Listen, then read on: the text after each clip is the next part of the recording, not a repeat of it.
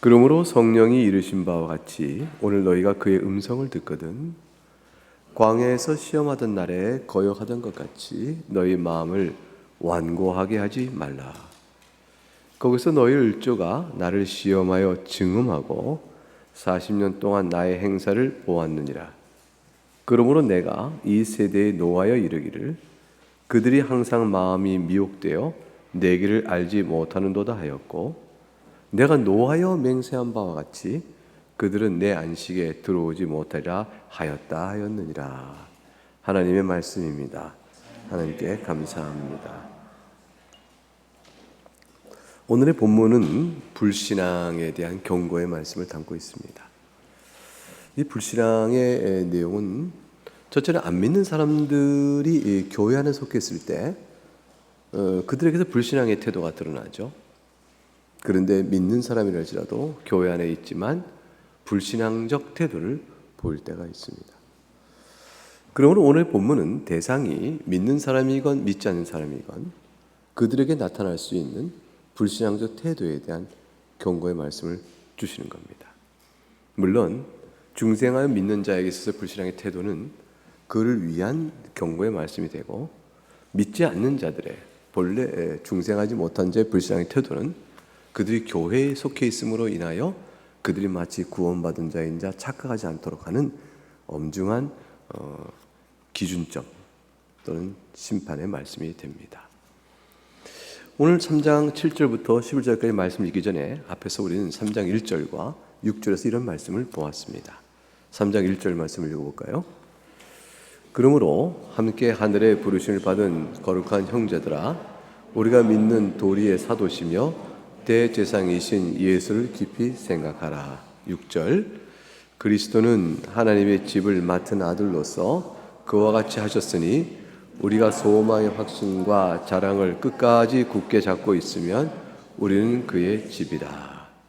이 귀한 두 절의 말씀 속에서 우리는 한 가지 조건적 형태를 보죠. 3장 6절에 우리가 소망의 확신과 자랑을 끝까지 굳게 잡고 있으면 우리는 그의 집이라 했습니다. 그래서 잡고 있지 않는다면 어떻게 될까? 잡는다면 어떻게 될까? 이렇게 하나의 조건적 형태로 되어 있어요. 이 말은 지금 여러분의 상태가 매우 불안정하여 여러분이 소망의 확신과 자랑을 끝까지 붙들고 있지 않기 때문에, 그 때문에 여러분은 그의 집이 아니오 라고 말하기 위해서 반대로 조건화시켜 말하는 것은 아닙니다. 그러니까 여러분이 지금 소망의 확신과 자랑이 있습니까? 없지 않습니까? 그 여러분이 그의 집이 아닙니다. 그런데 내가 여러분에게 말하노니 소망의 확신과 자랑을 끝까지 붙잡고 계셔요. 그렇게 하라고요. 그렇게 된다면 비로소 그의 집이 될 거예요. 이런 뜻이 아니에요. 이 뜻이 아니고, 성도들이 지금 보세요. 교회 안에는 믿는 자와 믿지 않는 자가 같이 있어요. 근데 이들에게 논리적 필연성을 설명하는 거예요. 하나님의 우리를 구원하시는 원리는 이러합니다. 여러분이 만일 소망의 확신과 자랑 끝까지 붙들고 있다면 말이죠, 그런 자에게는 반드시 구원이 주어진다고요. 이건 하나님의 약속의 말씀이요 필연성이에요. 그러니까 여러분이 지금 거기에 있는가 생각해 보시란 말이죠. 과연 여러분 지금 소망의 확신과 자랑 끝까지 붙들고 있나요? 여러분 살펴보셔요 라고 묻는 거예요. 그래서 믿는 자가 흔들려서 연약해 있으면 용기를 붙들어 주는 것이고, 안 믿는 자가 착각하여 난 붙들고 있는데 라고 말한다면 다시 돌아보도록 만드는 것이죠. 그래 주신 말씀입니다. 좀 더 이 말씀을 생각해 볼게요.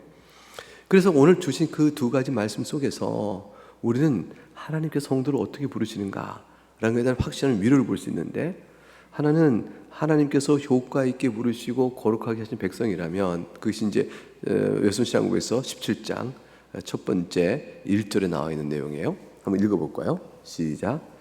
하나님께서 그분 자신이 사랑하신 자 안에서 기쁘시게 받으시고 자신의 성령으로 효과 있게 부르시고 거룩하게 하신 사람들은 은혜 상태에서 완전히 또는 최종적으로 떨어져 나갈 수가 없다.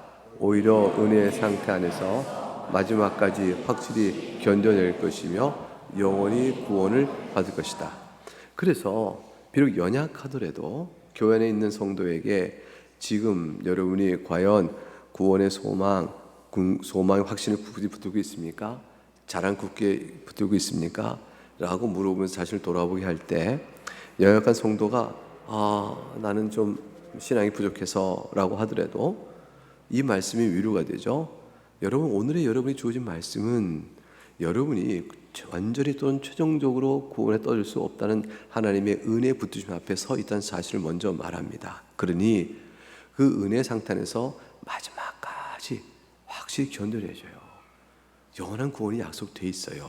이렇게 연약함으로 확신을 갖지 못한 성도에게 위로와 격려를 주는 거죠. 그런데 사실은 믿음 안에 잘 있는 사람은 힘을 얻지만 현재 불안한 사람은 격려 확신을 얻기보다는 그 뜻과 달리 불안으로 더 떨어지진 않을까요? 그래서 우리는 신약고서 18장 4절에서 이 말씀을 살펴볼 필요가 있어요. 그걸 읽어보겠습니다. 시작. 참된 실자일지라도 구원의 확신이 여러 면으로 흔들리고 줄어들며 한때 중단될 수도 있다. 이는 확신의 보존을 등한시함으로 양심의 상처를 입히며 성령 하나님을 근심케 하는 특별한 죄에 빠짐으로 갑작스럽거나 강렬한 시험을 당함으로 하나님께서 그분 자신의 얼굴빛을 거두심으로 하나님을 두려워하는 자라도 빛도 없이 어둠 속을 걷는 고통을 겪게 하심으로 나타난다. 그럼에도 하나님의 씨와 믿음의 생명, 그리스도와 형제들의 사랑, 마음의 진실함과 양심의 의무감이 완전히 없어지지는 않는다. 이것들로부터 성령 하나님의 역사로 인하여 이 확신이 적절한 때 다시 살아날 수 있으며, 그리고 이것들에 의해 참된 신자는 그동안에도 완전한 절망에 빠지지 않도록 도움을 받는다. 여러분, 이 말씀 잘 생각해 보세요. 이게 우리 신앙의 실존이에요. 이제 예수님 전하고 은혜 가운데 있어서 예수님 너무 좋아요 하고 교회를 잘 나왔어요.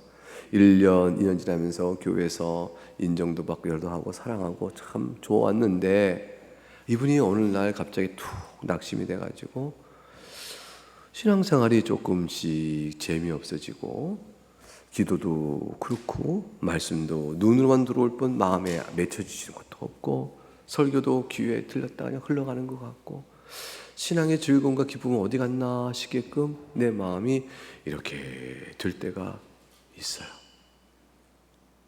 여러분은 안 그러셔요? 어떠셔요? 예수님 믿는 가정에 태어나서 모태처럼 잘 자랐는데 되게 자랐다가 중학교, 고등학교 이쯤 돼 가면 갑자기 이런 시기 와요. 또 신앙이 의심도 되고 뭐든지 불만스럽기도 하고, 그래서 하나님부터 좀 멀어지기도 하고 일부러 안 해요. 은혜의 방편을 따라 살아가는 신앙을 일부러 게을리하죠. 이거 뭐라고 되어 있냐면 첫 번째 4절에 참된 신자일지라도 구원의 확신이 있나 없나 흔들려버리고 줄어들고 끊어질 수도 있어요. 근데 문제는 이렇게 되면 더 열심을 내야 될 거 아니에요? 근데 확실히 갈 수 있는 보존을 등한시해요. 은혜 받는 방편인 말씀 앞에 정직히 마음을 낮춰 듣는 집중을 안 하는 거죠. 집중을 안 하면 아무것도 열매가 맺지 않거든요. 경청에 들어야 마음에 들어오는데 이치를 헤아려 들었는데 이상하게 들어올 때마다 반발이 자꾸 튕겨나가요. 근데 거기다가 하나님이 그 양심에 상처를 입혀 죄를 범하거나 넘어지기도 하고, 또 불평과 원망을 내 입으로 탁 내놓기도 하고 시험도 당하고, 그러니까 하나님과 친해지지 않고 하나님 앞에 좀 멀어진 느낌이 들어서 하나님이 점점 부담스러워지기도 하고, 이런 영적 침체기라고 할까? 이런 시기가 다가온다고요. 누구에게도요? 거짓된 신자에게 아니라 참된 신자일지라도 그래요. 참된 신자일지라도. 어떻게 참된 신자가 그럴 수 있나? 원리적으로는 안 되는 것 같죠? 원리적으로는 참된 신자는 영적 중생 각성에 대해서 은혜를 깨달았으니 이게 진정한 신자라면 참된 신자의 열매는 어때요? 항상 뜨겁고 밝고 항상 성장하고 보여야 되는데, 참된 신자일지라도 이것이 사그러질 수도 있다고 말하고 있는 거죠. 신앙 고백서가. 어떻게 그럴 수 있을까? 그런데 이러한 모습만 보면 참된 신자일지라도 그런 건지 거짓 신자이기 때문에, 위선자이기 때문에 그런 건지 이거 어떻게 분별하죠?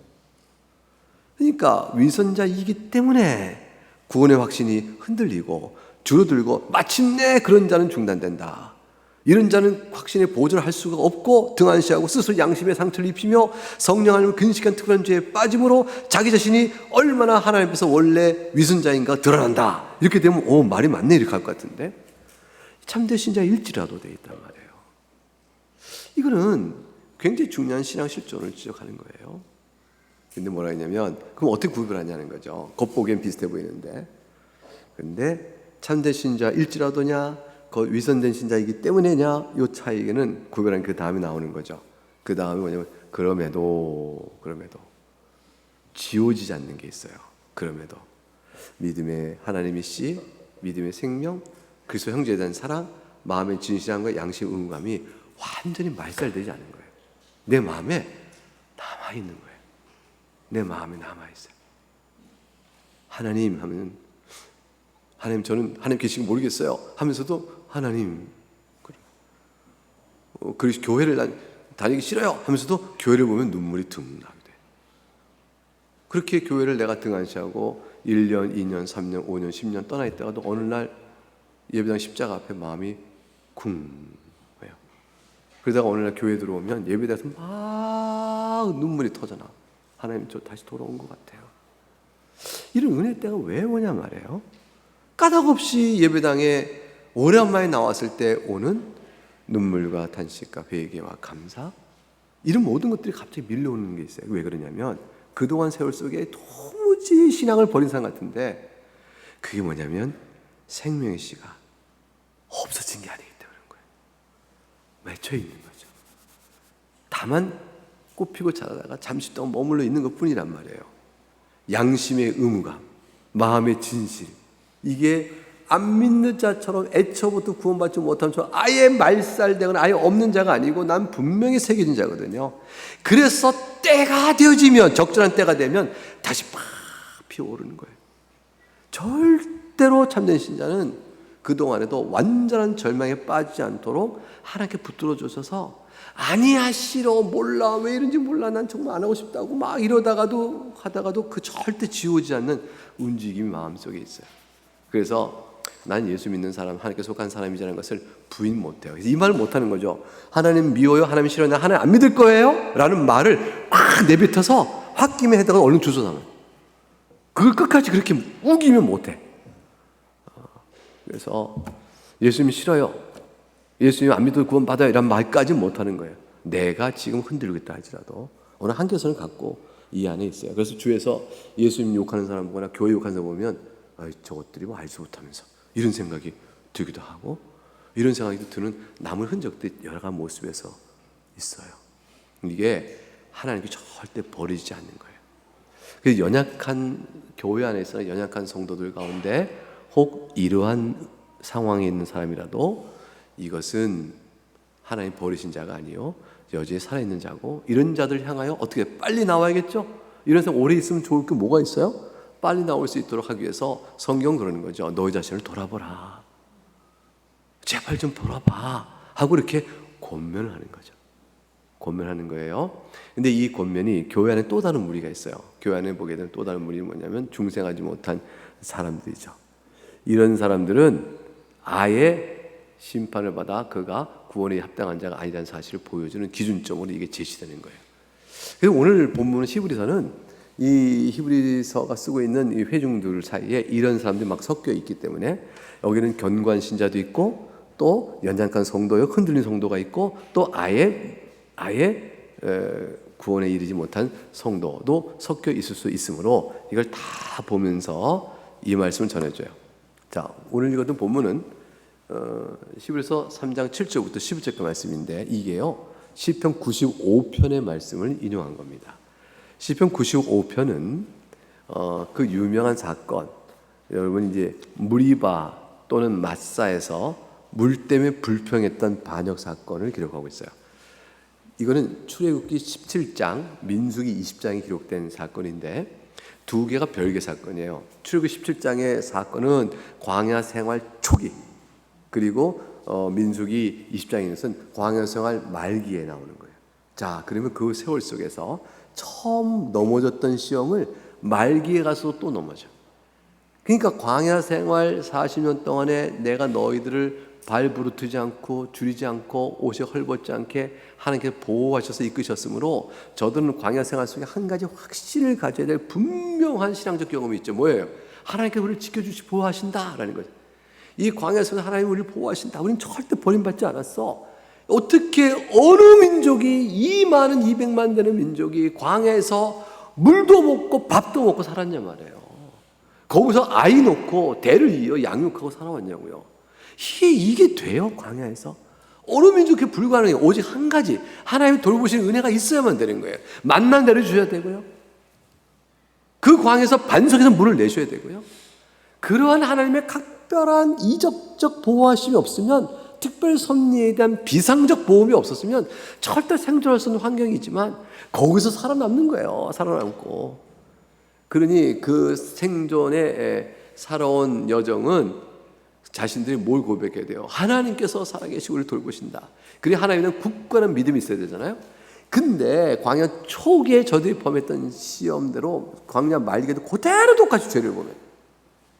하나도 안 변하는 거죠. 인간이 그렇게 영적으로 성장하는 게 간단치가 않아요. 스데반 집사가 뭐라고 했어요? 광야에서 너희가 하나님을 제대로 예배한 적이 있냐 그랬어요. 광야에서 너희가 광야교회 때 하나님을 제대로 예배한 적이 있느냐? 어땠길래? 시편 95편 딱 르비딤 마사, 무리바와 마사에서의 반역 사건 얘기해요. 출애굽 17장은 르비딤 사건이에요. 광야에서 물이 없다고 출애굽한 직후에 이변 원망을 하죠. 우리를 여기서 뭐 어떻게 하려고 하느냐. 그러니까 모세가 하나님께서 반석을 치라, 물이 나올까 해서 반석을 탁 쳤더니 물이 꽉 나왔어요. 어느 분이 모세가 친 반석, 물 나온 반석 사진이라고 보여준 거 제가 봤어요. 이 진짜인지 가짜인지 모르는데 사우디아라비아 그 북쪽에 가서 가나안 땅 어디에 있는데 이게 진짜 시내산이고, 지금 시내산 관광지 시내산 아니라고 우기는 사람이에요.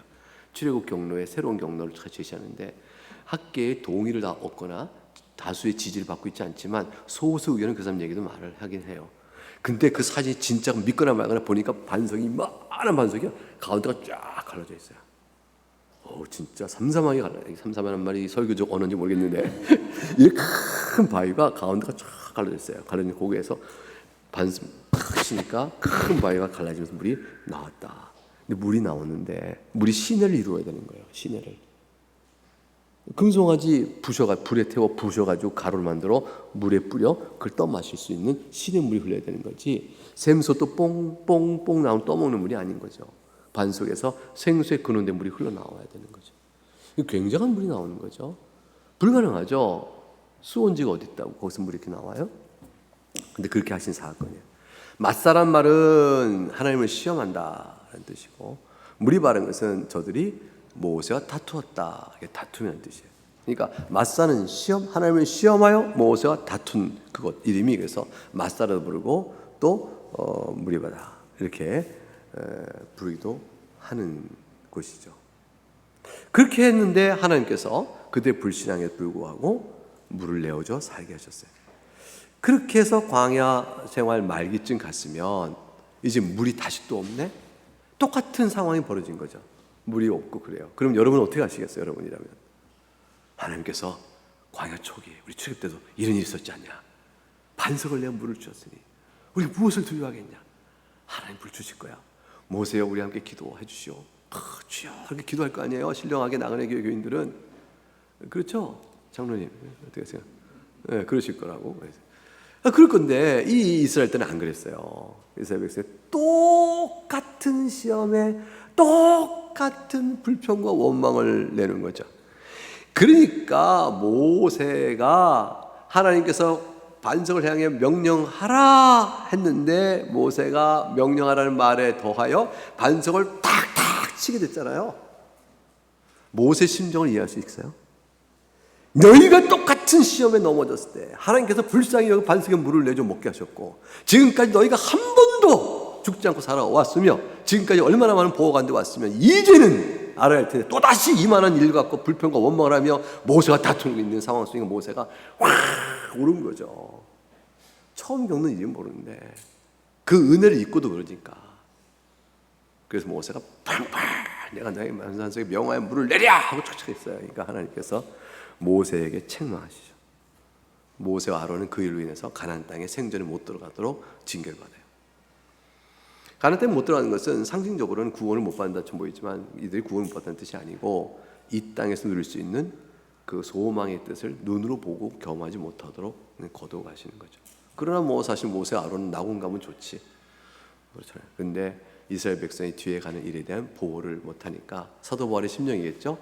내가 차라리 너희를 떠나 낙원에 이르는 게 더 좋지만 교회 때문에 내가 여기에 있는 게 있겠다라고 말하는 것처럼 모세 마음도 그런 마음이었을 때 많이 아팠을 거예요. 똑같이 이렇게 들려줬어요. 시편 95편은 이 두 사건을 탁 잡아요. 그러니까 광야 전체, 광야 교회 이스라엘 전체 영적 성격을 탁 잡은 거죠. 탁 잡고 말하면 9절에 너희 열조가 나를 시험하여 증언하고 40년 동안 나의 행사를 보았느니라 이렇게 돼 있죠. 이 말은 앞뒤를 바꿔번역의 뜻이 더 분명해져요.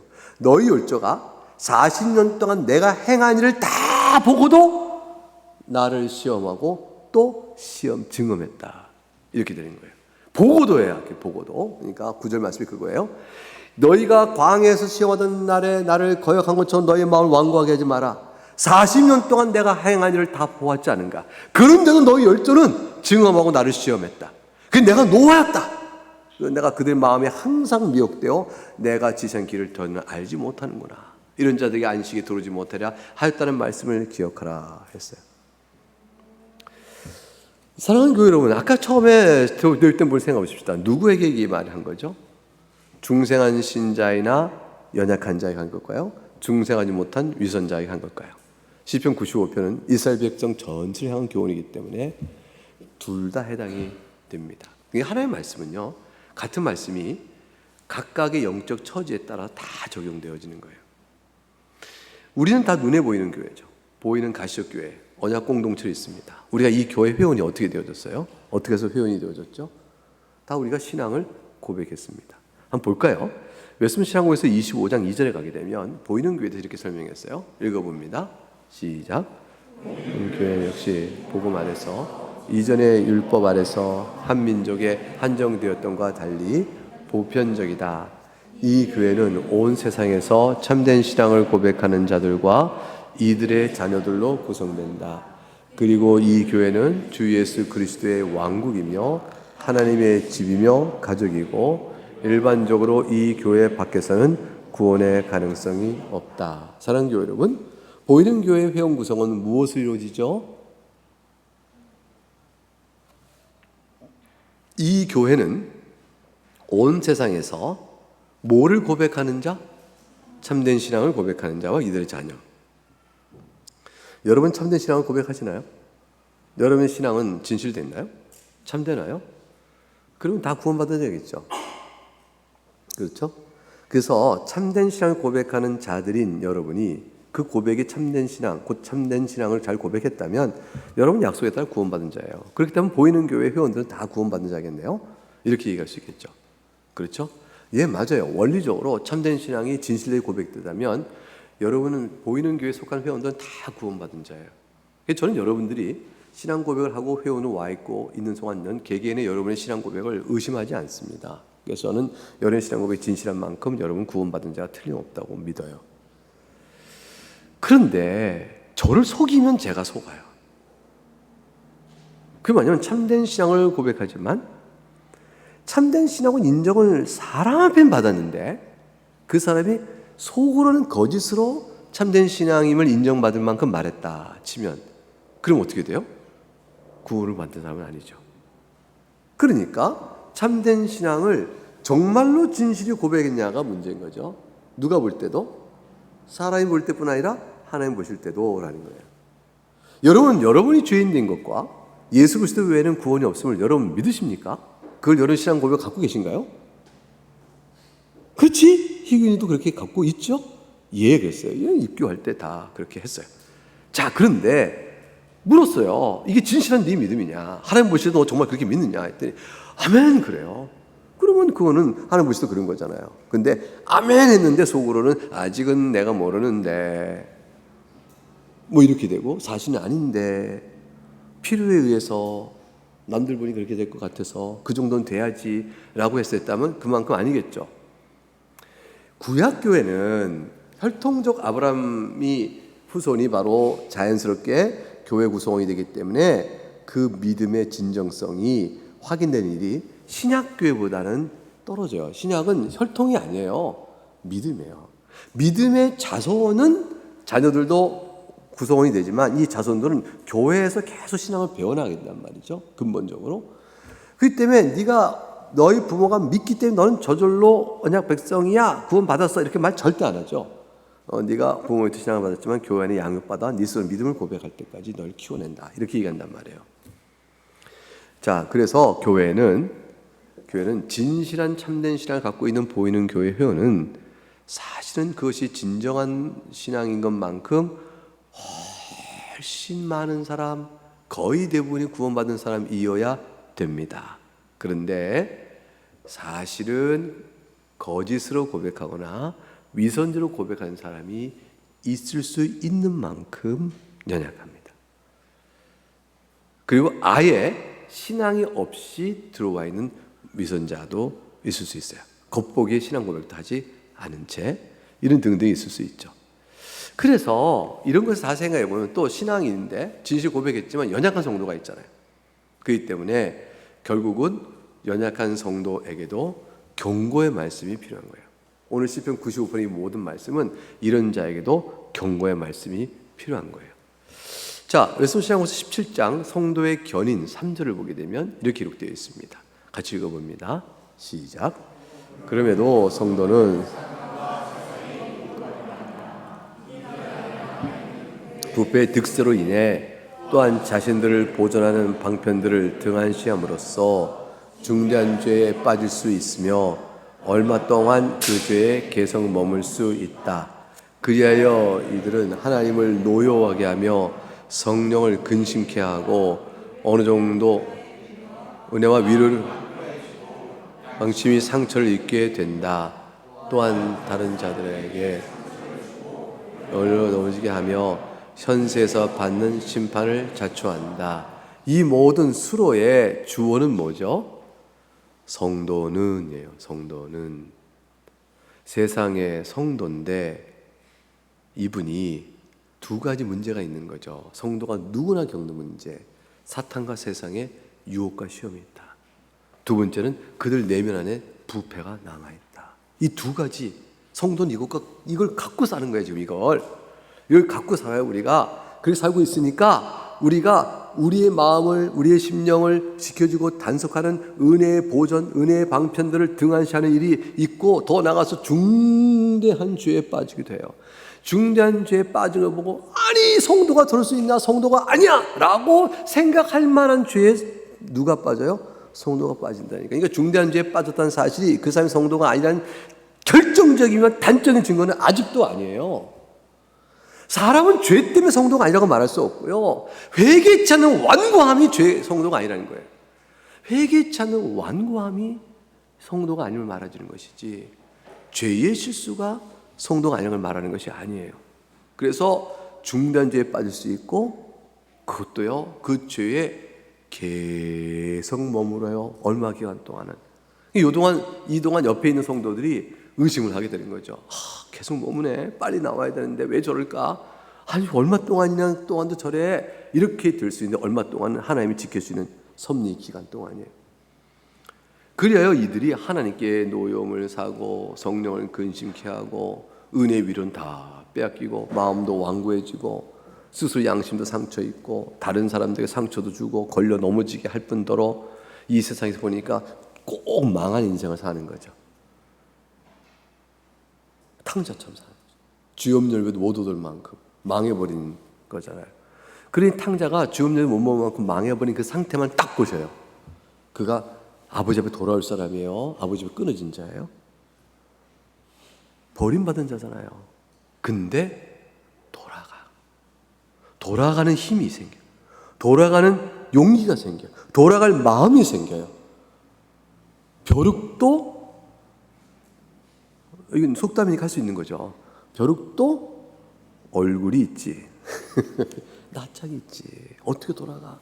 근데 돌아갈 마음을 하나님 부어주신 거죠. 아버지 집에 가면 살 수 있는데, 아버지 앞에 죄를 지었는데 라고 돌아갈 마음을 주셔요. 하나님 은혜죠. 그래서 불러내십니다. 이러한 중생하였으나 연약한 성도가 교회 안에 있다면 하나님께서는 말씀으로 그들을 일깨우실 때 어떻게 할까요?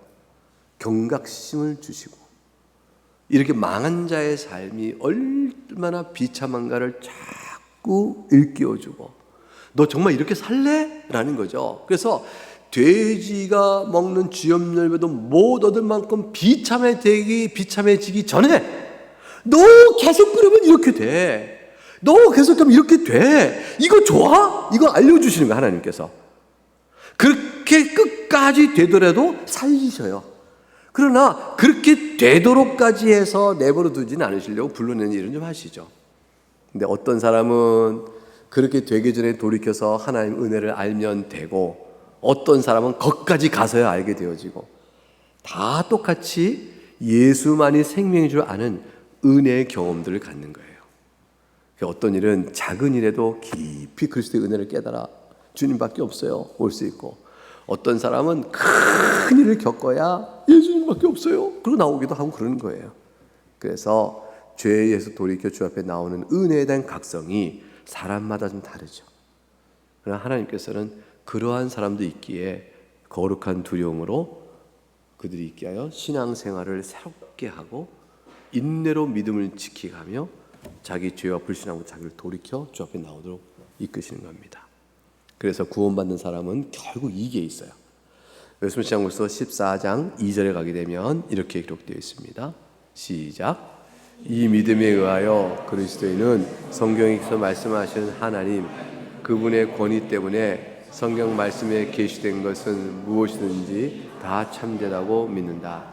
그리고 그 말씀에 각 구절이 담고 있는 바에 따라 달리 반응하는데, 곧 명령에는 순종하고 경고에는 두려워 떨며 금생과 내생에 대한 하나님의 약속을 가슴에 품는다. 그러나 구원하는 믿음의 주요 활동은 은혜 언약에 힘입어 의롭다 하심, 거룩하게 하심, 그리고 영원한 생명을 위하여 그리스도만을 인정하고 영접하며 의지하는 것이다. 이 중간에 말씀이 주고 있는 여러 가지 내용에 따라서 반응이 이렇게 됩니다. 그게 여기 중요해요.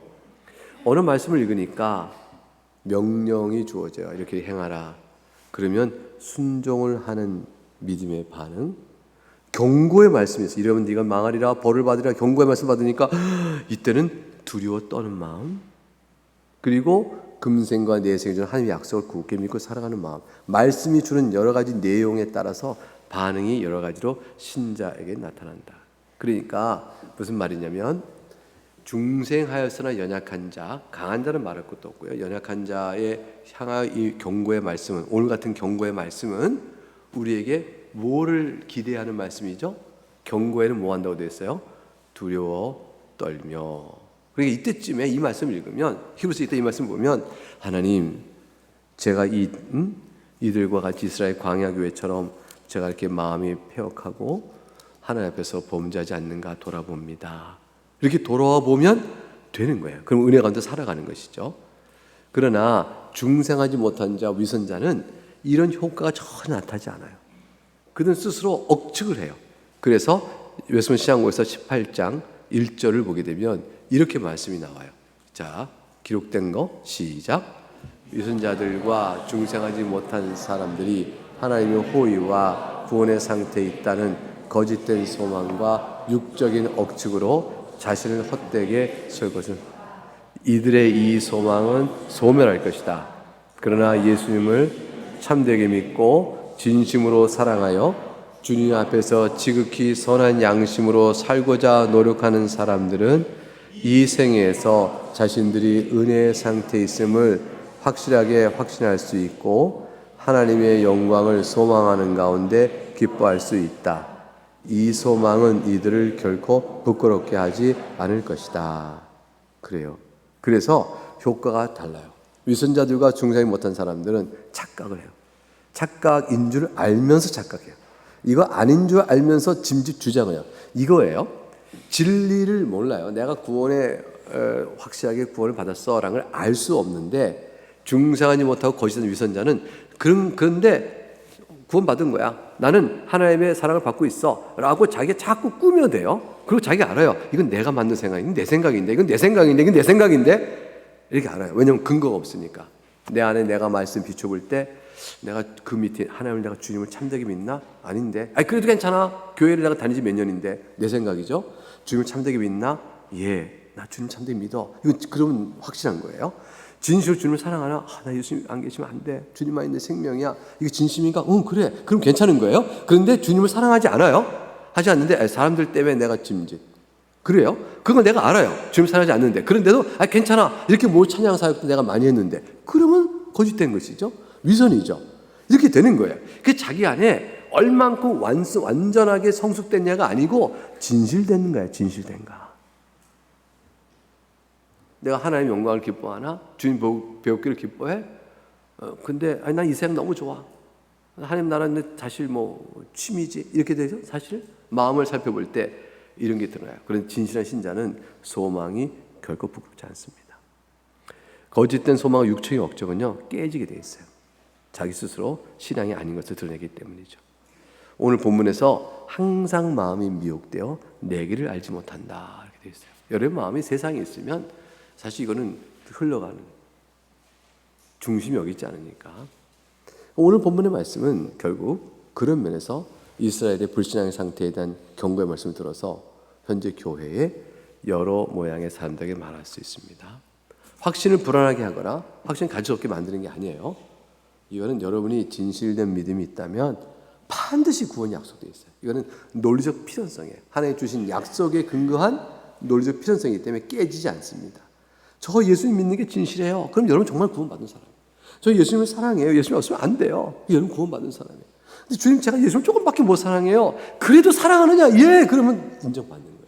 베드로는 네가 날 사랑하느냐? 주님께서 아십니다. 세 번째 어쩔 수 없어서 사랑한다 또 물으시니까 주님께서 아시오나이다.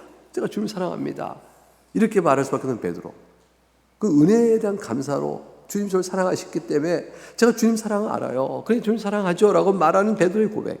그것이 베드로가 이만큼 자기 사랑을, 주님 얼마나 사랑하는지 남보다 더 많이 사랑하죠. 그걸 자랑하는 고백이겠어요? 남들 누구보다 주님을 더 많이 사랑한다고 그걸 자랑하는 고백이겠어요? 그게 아니란 말이에요. 주님 제가 주님을 저 사랑합니다. 진실한 건 아시잖아요. 그거 있으면 되는 거예요. 얼만큼 더 저들보다 많이 사랑하냐. 이렇게 따져 묻으시는 것이 아니죠. 그런데 중생하지 못한 성도는 이 말이 듣기 싫은 거예요. 주님이 나 사랑하느냐? 아이씨, 이런 거 왜 물으시지? 사랑하지 않는데 자꾸 물어보네, 곤란하게. 이렇게 되는 거예요. 곤란하게 왜 자꾸 물으실까? 그 거짓 신앙이 드러나는 거죠.